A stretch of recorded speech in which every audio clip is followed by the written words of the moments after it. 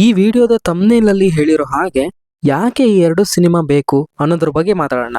ಮತ್ತೆ PAN India cinema ಅಂತ ಹೇಳ್ತಾ ಅದು ಇಂಡಸ್ಟ್ರಿಗೆ ಹೇಗೆ ಹೆಲ್ಪ್ ಆಗುತ್ತೆ, ಹೇಗೆ ಡ್ಯಾಮೇಜ್ ಮಾಡುತ್ತೆ ಅನ್ನೋದ್ರ ಬಗ್ಗೆ ಮಾತಾಡೋಣ. ಮತ್ತೆ ಸ್ಟಾರ್ ವಾರ್ಸ್ ಬಗ್ಗೆ ಮಾತಾಡೋಣ.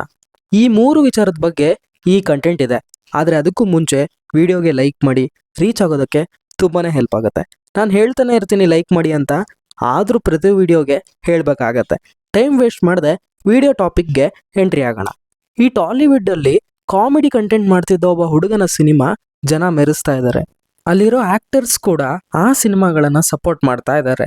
ಆ ಕಾರಣಕ್ಕೆ ಟಾಲಿವುಡ್ನ ಕೆಲವೊಬ್ಬ ಕ್ರಿಯೇಟರ್ಗಳು ಬ್ರಿಂಗ್ ಬ್ಯಾಕ್ ರೀಜನಲ್ ಸಿನಿಮಾ, ಈ ಪ್ಯಾನ್ ಇಂಡಿಯಾ ಎಲ್ಲ ಯಾಕೆ ಅನ್ನೋ ಥರ ವಿಡಿಯೋ ಮಾಡ್ತಾ ಇದ್ದಾರೆ.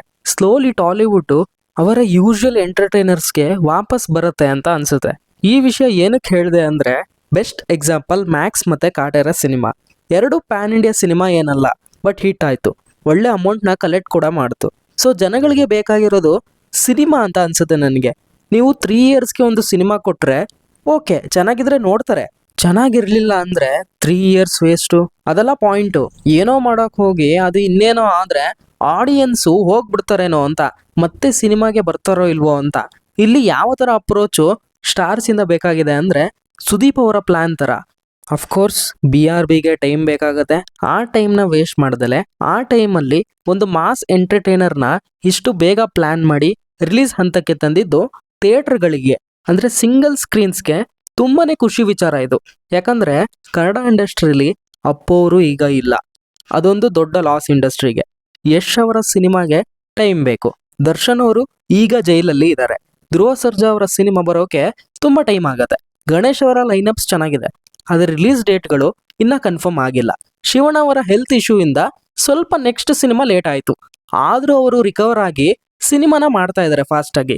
ರಕ್ಷಿತ್ ಅವರ ಸಿನಿಮಾ 2026 ಇಲ್ಲ 27 ಬರ್ಬೋದೇನೋ ಅಂತ ಅನ್ಸುತ್ತೆ. ಹೀಗೆ ಎಲ್ಲ ಸ್ಟಾರ್ಸ್ಗೂ ಅವ್ರದ್ದೇ ಆದ ರೀಸನ್ಸ್ ಇದೆ. ಇಂಥ ಟೈಮಲ್ಲಿ ಡಿಸೆಂಬರ್ಗೆ 3 ಬಿಗ್ ಫಿಲ್ಮ್ ಬರ್ತಾ ಇದೆ. ಕನ್ನಡದಲ್ಲಿ ರಿಲೀಸ್ ಆಗೋ ಸಿನಿಮಾ ಅಂದರೆ ಡೆವಿಲ್ಲು, ಮಾರ್ಕು ಕೂಡ 2 ಲ್ಯಾಂಗ್ವೇಜಲ್ಲಿ ಬರ್ಬೋದು. ಸೊ ಇವರಿಬ್ಬರಿಗೆ ಥಿಯೇಟರ್ಗೆ ಜನಗಳನ್ನ ಕರೆಸೋ ಎಲ್ಲ ಅಬಿಲಿಟೀಸ್ ಮತ್ತೆ ತಾಕತ್ತಿದೆ. ಬಂದರೆ 15 ಡೇಸ್ ಗ್ಯಾಪಲ್ಲಿ ಬರುತ್ತೆ. ಸೊ 2 ಸಿನಿಮಾ ನೋಡೋ ಥರ ಆದರೆ ಚೆನ್ನಾಗೆ. 45 ಪ್ಯಾನ್ ಇಂಡಿಯಾ ರಿಲೀಸ್ ಆಗ್ತಾ ಇದೆ. ಸಿನಿಮಾ ಚೆನ್ನಾಗಿದ್ರೆ ಕಲೆಕ್ಷನ್ ನೆಕ್ಸ್ಟ್ ಲೆವೆಲ್ ಇರುತ್ತೆ. ಮತ್ತೆ ಸ್ಯಾಂಡಲ್ವುಡ್ ಇಂದ ಇನ್ನೊಂದು ಬಿಗ್ ಫಿಲ್ಮ್ ಇದಾಗಲಿ. ಒಂದು ದೊಡ್ಡ ಪ್ಯಾನ್ ಇಂಡಿಯಾ ಸಿನಿಮಾ ಚೆನ್ನಾಗಿದ್ರೆ ಇಂಡಸ್ಟ್ರಿಗೆ ತುಂಬ ರೆಸ್ಪೆಕ್ಟ್ ಇರುತ್ತೆ. ಅದೇ ನಾವು ಅಷ್ಟೇ ಪ್ರಮೋಷನ್ ಮಾಡಿ, ಅಷ್ಟೇ ಹೈಪನ್ನು ಕ್ರಿಯೇಟ್ ಮಾಡಿ ಸಿನಿಮಾಗಳು ಚೆನ್ನಾಗಿರಲಿಲ್ಲ ಅಂದರೆ ಅಷ್ಟೇ ರೆಸ್ಪೆಕ್ಟು ಇಂಡಸ್ಟ್ರಿದು ಹಾಳಾಗತ್ತೆ. ಸೊ ಡಿಸೆಂಬರ್ ತುಂಬ ಬಿಗ್ ನಂಬರ್ಸಲ್ಲಿ ಎಂಡ್ ಆಗುತ್ತೆ ಅಂತ ಅನ್ಸುತ್ತೆ. ನಂಬರ್ಸ್ ಏನು ಇಂಪಾರ್ಟೆಂಟ್ ಅಲ್ಲ ಅಂತ ನಾವು ಹೇಳ್ಬೋದು, ಸಿನಿಮಾ ಇಂಪಾರ್ಟೆಂಟು ಅಂತ. ಹಾಗೆ ಹೇಳೋಕೆ ಆಗಲ್ಲ. ಇಂಡಸ್ಟ್ರಿಗೆ ರೆವೆನ್ಯೂ ಬಂದ್ರೇ ಚೆನ್ನಾಗಿರುತ್ತೆ. ಇಂಡಸ್ಟ್ರಿ ರನ್ ಆಗಬೇಕು ಅಂದರೆ ಸಿಂಗಲ್ ಸ್ಕ್ರೀನ್ಗಳು ಉಳಿಬೇಕು, ಮೇಲಿಂದ ಮೇಲೆ ಸಿನಿಮಾಗಳು ಬರಬೇಕು. ಇಷ್ಟೆಲ್ಲ ಪ್ರಾಬ್ಲಮ್ಸ್ ನಡುವೆ ಈ ಸ್ಟಾರ್ ವಾರ್ ಎಲ್ಲ ಬೇಕಾ? ನೀವೇ ಯೋಚನೆ ಮಾಡಿ. ಈ ಮೊಮೆಂಟಮ್ ಅಂತಾರೆ ಗೊತ್ತಾ, ಕ್ರಿಕೆಟಲ್ಲಿ ಕೊಹ್ಲಿ ಸೆಟ್ ಆದರೆ ಮುಗೀತು, ಕೊನೆ ತನಕ ತಗೊಂಡು ಹೋಗ್ತಾರೆ, ಗೆಲ್ಲೋಕೆ ತುಂಬ ಹೆಲ್ಪ್ ಆಗುತ್ತೆ ಅಂತ. ಆ ಥರ ಮೊಮೆಂಟಮ್ಮು ಡಿಸೆಂಬರ್ಗೆ ಸಿಗುತ್ತೆ. ಅದಾದಮೇಲೆ ನ್ಯೂ ಏಜ್ ಫಿಲ್ಮ್ ಮೇಕರ್ಸು ಜನವರಿಯಿಂದ ಸಿನಿಮಾಗಳನ್ನು ತರಲಿ. ವರ್ಷದ ಫಸ್ಟ್ ಹಾಫ್ ಏನಿರುತ್ತೋ ಅಲ್ಲಿ ಸಿನಿಮಾಗಳು ಇರಲ್ಲ ಅಂತ ತುಂಬ ಜನ ಮಾತಾಡ್ತಿರ್ತಾರೆ. ಆ ಗ್ಯಾಪನ್ನು new age film makers fill ಮಾಡಲಿ ಅಂತ ಅನಿಸುತ್ತೆ. ಈ ಪ್ಯಾನ್ ಇಂಡಿಯಾ ಅಂತೆಲ್ಲ ಬಿಟ್ಟು ನಮ್ಮ ಜನರಿಗೆ ಕನೆಕ್ಟ್ ಆಗೋ ಥರ ಸಿನಿಮಾಗಳು ಮಾಡಿದರೆ ವರ್ಕ್ ಆಗ್ಬೋದು ಅಂತ ಅನಿಸುತ್ತೆ.